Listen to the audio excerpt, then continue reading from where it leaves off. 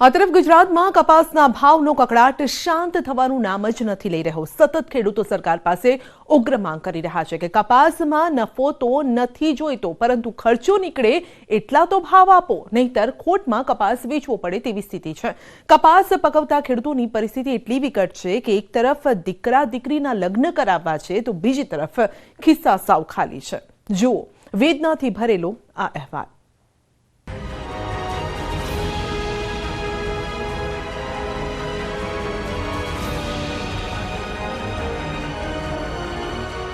परिस्थिति तो बहुत खराब है। कपासना पण आवे तो कपासमा नाखवा जेवुं छे। फरी गुजरातमां कपासनो काळो ककड़ाट शरू। એટલે સરકારને ધ્યાન દેવું પડે ખેડૂતો પર, નકા ખેતી ભાંગી જાય છે। સતત ત્રીજા વર્ષે સારા ભાવ માટે રજડી રહ્યા છે લોકો। ખેડૂતોને મોંઘવારીનો માર સહન કરવો પડ્યો છે। क्या कपास में भयंकर रोगचाळो वकर्यो। ખેડૂતની હાલત કોઈ વાત જ નહીં એવી થાય છે એમ। ઈયળ અને સુકારાના રોગે ફેરવી પથારી। કોઈ હજી એવું પહાતું નથી તો કે મારે હજી પડ્યો છે એમ। अरे ओ कुदरत, थोड़ी तो रहम करी लो आ खेडूतो पर। क्या सुधी कपासनो खेडूत झझूमतो रहेशे? क्या सुधी जगतनो तात रझळतो रहेशे? क्या सुधी धरतीपुत्र भाव माटे बे हाथ तमारी सामे फैलावतो रहेशे? क्या सुधी एने रोवाना ज दाड़ा आवशे? केम के हवे जगतना तातनी सहन करवानी शक्ति पण तूटी रही छे ने तूटी रही छे। हे कुदरत, जो थोड़ी आ धरती पुत्रनी तमने पड़ी होय तो तमाम समस्याનું નિરાકરણ લાવી બતાવો। કેમ કે આ સરકાર પાસે તો ખેડૂતોએ આશા છોડી દીધી છે।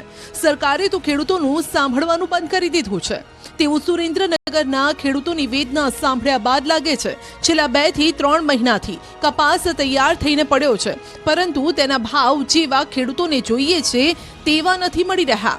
જેટલો ખર્ચ કર્યો છે, જેટલી મહેનત કરી છે, તેની સામે રૂપિયા તેઓ માંગી રહ્યા છે, અને છતાં કપાસના ભાવને લઈને સરકાર ન તો બેઠક કરી રહી છે, ન તો ભાવ માટે ચર્ચા કરી છે।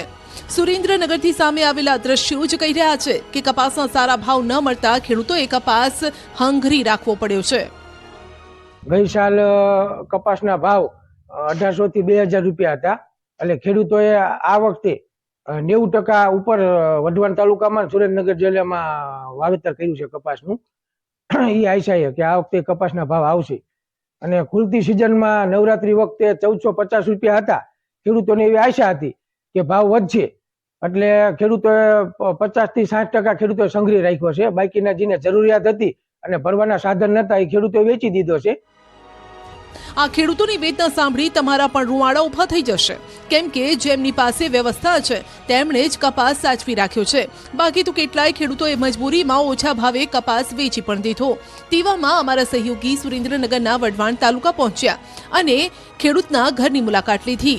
અહીં પણ સફેદ સોના સમાન કપાસના ઢગલે ઢગલા જોવા મળ્યા। તમે જાણીને ચોંકી ઉઠશો, આ કપાસ માત્ર આ સિઝનનો નથી, આમાં ગઈ સિઝનનો પણ કપાસ છે। ગત વર્ષની સિઝનનો હજુ 50% થી વધુ જે કપાસનો પાક છે એ હજુ પણ ખેડૂતોના ઘરોમાં સંગ્રહેલો જોવા મળી રહ્યો છે। ગત વર્ષે જે કપાસનો ભાવ હતો એ અંદાજે 1800 થી 2000 રૂપિયાનો ભાવ હતો। તેની આશાએ સુરેન્દ્રનગર જિલ્લામાં ગત વર્ષે 4 લાખ હેક્ટર કરતા વધુ જમીનમાં કપાસનું વાવેતર કરવામાં આવ્યું હતું, અને સારા પ્રમાણમાં ખેડૂતોને ઉત્પાદન પણ મળ્યું હતું, અને ખેડૂતોને એવી આશા હતી કે 1800 થી 2000 નો ભાવ આ વર્ષે પણ મળશે। પરંતુ ક્યાંક ને ક્યાંક જગતનો જે તાત છે એની પરિસ્થિતિ અને એના નસીબની જો વાત કરવામાં આવે તો શરૂઆતથી જ ભાવ છે કપાસના એ એકદમ નીચા રહ્યા। ખેડૂતોના કહ્યા મુજબ કપાસના વાવેતરથી લઈ ઉત્પાદન સુધી બિયારણ, ખાતર, વીણવાની મજૂરી સહિત અંદાજે રૂપિયા 900 થી 1000 જેટલો ખર્ચ પ્રતિમણ થાય છે। આથી નીચા ભાવે કપાસનું વેચાણ કરવું કોઈ પણ સંજોગોમાં આ ખેડૂતને પોસાય તેમ નથી, જેથી કપાસ વેચવાના બદલે ઘરમાં સંગ્રહ કરી રાખતા ખેડૂતો આર્થિક રીતે પાયમાલ થઈ રહ્યા છે। ખેડૂતો પાસે રૂપિયા નહીં હોવાથી આગામી કપાસ સહિતના પાકોનું વાવેતર પણ યોગ્ય રીતે નહીં કરી શકે તેવી સ્થિતિ છે। આમ ઝાલાવાડના ખેડૂતોને ડબલ માર સહન કરવાનો વારો આવ્યો છે। સરકાર દ્વારા કપાસના પ્રતિમણ અંદાજે 1800 રૂપિયા આપવામાં આવે તેવી ખેડૂતોની માંગ છે। કપાસના ભાવ કેમ ઘૂંટણીએ બેસી ગયા છે તે અંગે કપાસના વેપારીઓએ ચોંકાવનારું નિવેદન આપ્યું। ફોરેનની અંદર બહુ વીક ડિમાન્ડ છે, એટલે કે નબળી ડિમાન્ડને કારણે અત્યારે એક્સપોર્ટ જરા પણ નથી એમ કહીએ તો પણ ચાલે. ફોરેનનું માર્કેટ પણ કપાસનું નીચું ચાલી રહ્યું છે. અત્યારે હાલની અંદર કપાસિયાના તેલના ભાવનો ગયા વર્ષના કમ્પેરમાં આ વર્ષે કપાસિયા તેલના ભાવનો ઘટાડો હોવાને કારણે એની અસર પણ કપાસના ભાવમાં દેખાઈ રહી છે. આ તરફ મોરબીમાં તો મહા મહેનતે ઉગાડેલું સફેદ સોનું બજારમાં કોડીના ભાવે વેચાતું જોઈ ખેડૂતોના પગ તળે જમીન ખસકી ગઈ. ગુજરાતનો ખેડૂત કપાસના નબળા ભાવને લઈને રોષમાં છે. તેઓને અસંતોષ પણ છે. સરકાર સામે નારાજગી પણ અપાર છે, જેના કારણે અમુક ખેડૂતોએ કપાસ હજુ સુધી સંઘરી રાખ્યો છે. કેટલાક લોકોએ ઘરના જરૂરી ખર્ચને પહોંચી વળવા મજબૂરીવશ ખોટ ખાઈને કપાસ વેચી દીધો. મારે ઘરે ખર્ચો આવ્યો હતો પ્રસંગ, એટલે મારે નો છૂટકે વેચવો પડ્યો. મારે પહેલી વીલ નહોતો ને સાહેબ, માંડ 1400 રૂપિયા આવ્યો. સુપર ક્વોલિટીનો હતો, એમ 35-36 ઉતારો હતો. અને હાલમાં થોડોક હોય તો બીજી વીલનો આપ જોઈ શકો છો 400 રૂપિયા આવ્યા યાર્ડમાં નાખ્યો તે. શું કરવું, વેચાવું છૂટકો નથી, ઘરે પૈસાની જરૂર હતી. 700 નો કપાસ ખેતરમાં વીણાવો હોય મોંઘો પડે તો આમાંથી ઘર કેવી રીતે હાંકવા?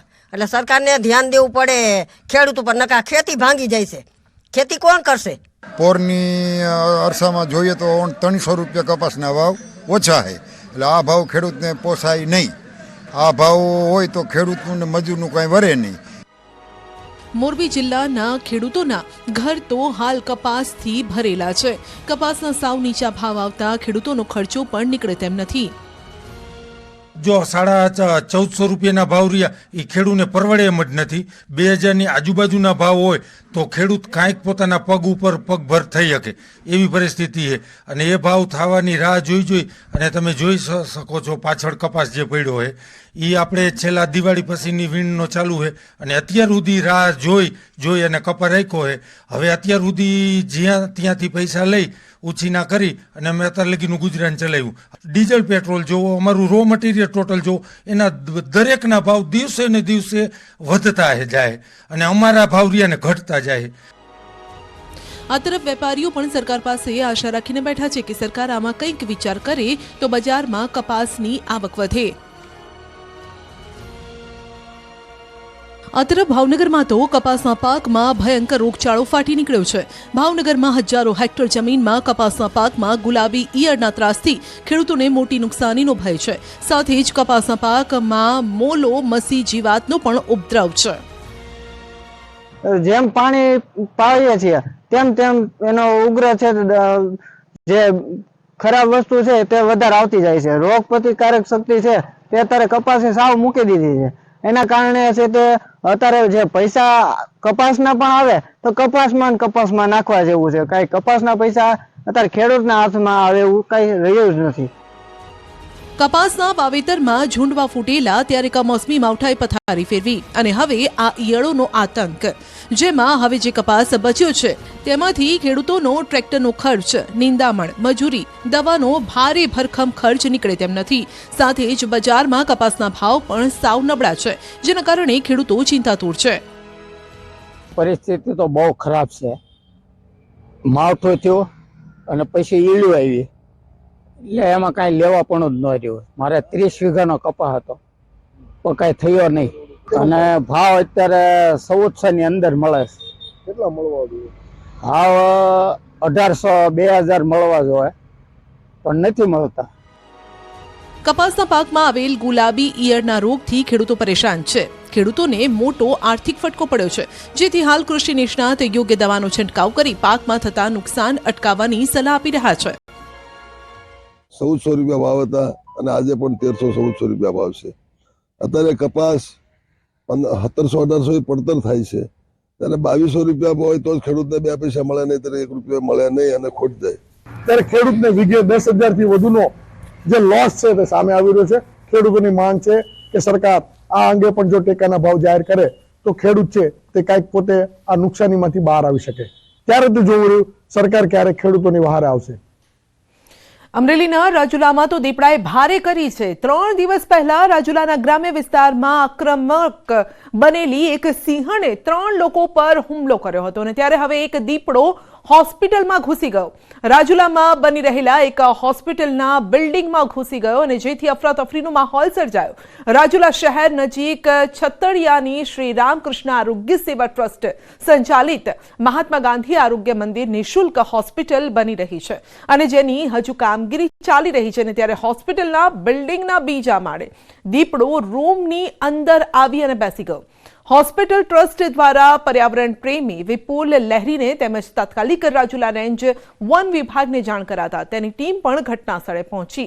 વન વિભાગની ટીમે દીપડાને બહાર કાઢવા માટે અનેક પ્રયાસો કર્યા। જો કે દીપડો હોસ્પિટલમાંથી તો બહાર નીકળી ગયો હતો પરંતુ વન વિભાગના હાથમાં આવે પહેલા જ ફરાર થઈ ગયો, જેથી વન વિભાગે દીપડાનું લોકેશન મેળવવા માટે તપાસ હાથ ધરી છે।